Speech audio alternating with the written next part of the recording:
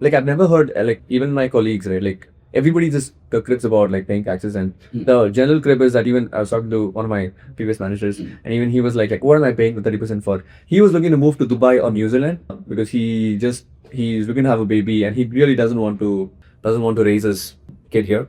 And he doesn't see any benefit of him paying 30%, like the roads that he travels on. Absolutely, there is no benefit for him. Yeah, yeah. The benefit is for the 80 crore Indians who need who need government assistance to eat food.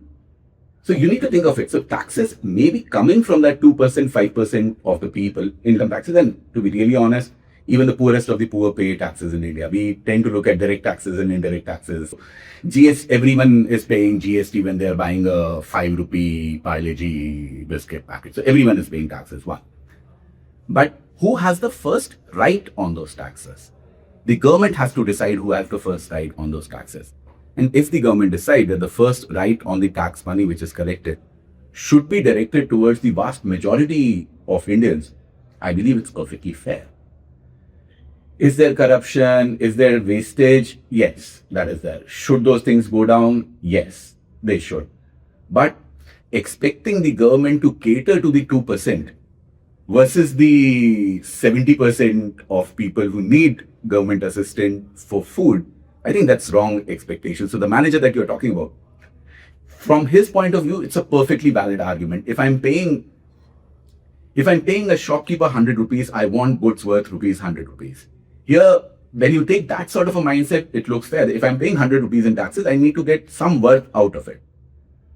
But you cannot really look at it like that. You are paying 100 rupees not to a shopkeeper to give you something. You are paying that 100 rupees to stay in India, to follow the rules here, to stay out of jail. How those 100 rupees need to be distributed, that is the government's call. And the government will always favor the vast majority which exists. Now, if you are not part of that majority, that is the reason that you are paying taxes. So what do? One of the possible options is that you make so much money that even if you are leaving aside the 30% of taxes, the 70% is good enough for you and you live your life. Or B, you move to a country where you don't have to pay that amount of taxes, or at least you get something in return for those taxes. So I don't really think that the top 2% who are paying that, top 2%, 1%, I don't really have the exact number of the people who are paying those 30% of taxes.